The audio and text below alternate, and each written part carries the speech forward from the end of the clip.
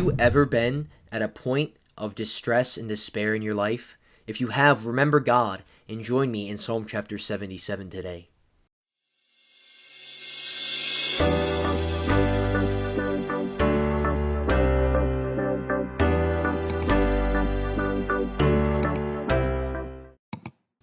Welcome back to Wisdom from the Word. We are in our series, A Psalm a Day. We are in Psalm chapter 77. Before we begin, I was meant to say this in my previous psalm, but these are psalms of Asaph. Asaph was a Levite, and he was a leader in David's kingdom. Asaph wrote 12 psalms, Psalm chapter 50 and Psalms chapter 73 through 83. And so many of his psalms are psalms of remembrance of God and his works, of praise to God, and of the things that God has done. So let's look at Psalm chapter 77 today. The Bible says, I cried unto God with my voice, even unto God with my voice, and he gave ear unto me. In the day of my trouble I sought the Lord. My soul ran in the night, and ceased not. My soul refused to be comforted. I remembered God and was troubled. I complained, and my spirit was overwhelmed. Selah. Thou holdest mine eyes waking. I am so troubled that I cannot speak.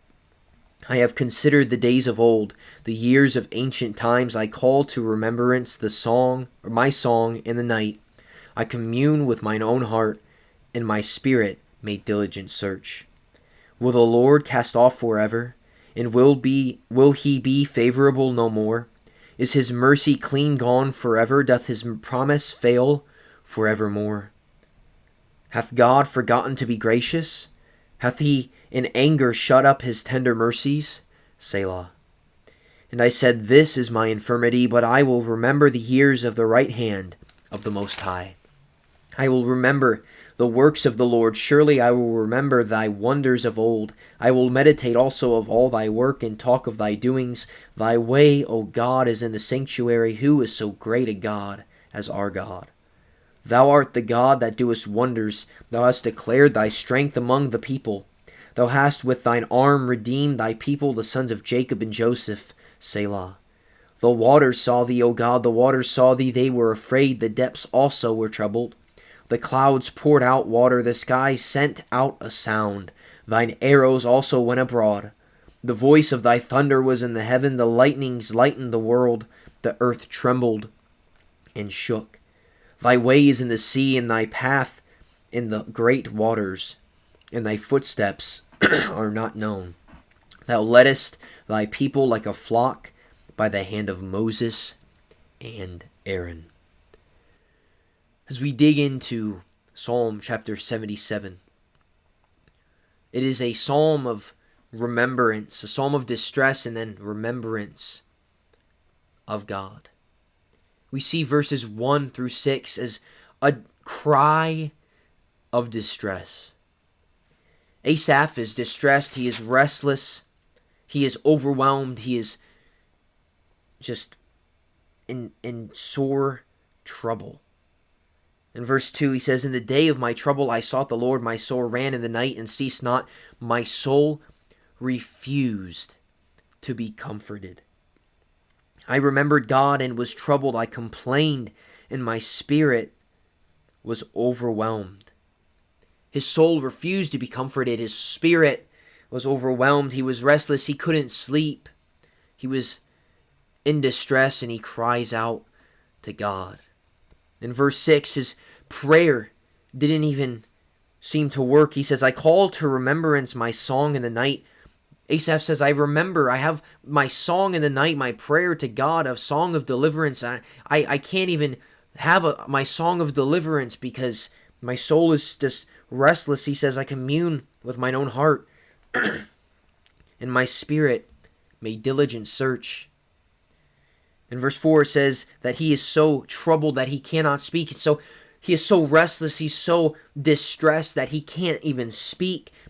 His spirit is searching within him, and he asks these questions.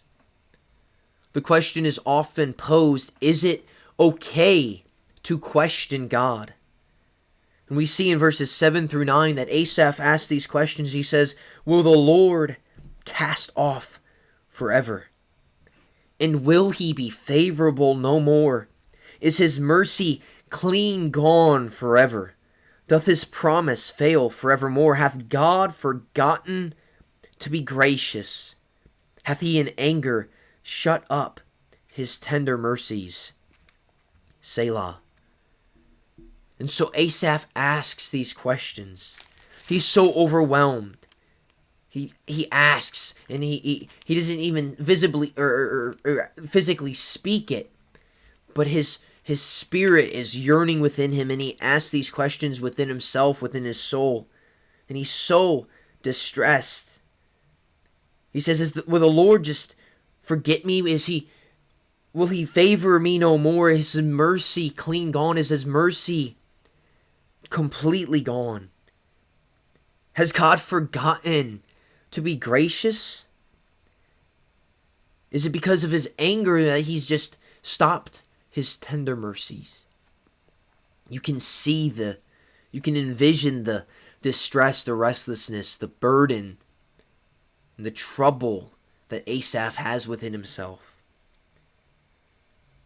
And this psalm reminds me almost of David's psalms. Many of the psalms that David wrote, he was at a time of despair. But halfway through the psalm, he would change and turn to remembering God and the things that God has done. And Asaph does the same. We see verses 10 through 20. The blessings, a recall of what God has done and who God is. And before I move forward, I want to point out that verse 19, it says at the end of verse 19, and thy footsteps are not known. God's way is not known. And so Asaph asks the questions in verses 7 through 9. But let us remember that we have to have faith and trust in God. We cannot expect to live better than the Master lived. Remember, Jesus, when he came to this earth, he was persecuted. He was blasphemed. He was made fun of. He was almost beaten by people, and he walked out in the midst of them because he was God. And they killed him. They crucified him. But he rose from the dead 3 days later. What a blessing. What a great news that is to the saved people. But you cannot expect to live better than the Master. John 15:20 says that the servant cannot live better than the Master. And he says, if they persecute me, they will persecute you. And so we will have trials. We are in a sin-cursed world, and trials and temptations will come. Issues will come and arise, but God does not change. He's the same yesterday, today, and forever. And we must rest in that fact. But we see verses 10 through 20, the turning point of this psalm for Asaph. He says, and I said, this is my infirmity. Asaph says, this is my issue. This is my problem. But I will remember the years of the right hand of the Most High. We spoke about previously what the right hand means, and it signifies the best of the best, the good things, the best of what you have. And Asaph says, I will remember the years of the right hand of the Most High, the things that God has done, the best things that God has done, the blessings that God has given me. Verse 11 says, I will remember the works of the Lord. Surely I will remember thy wonders of old.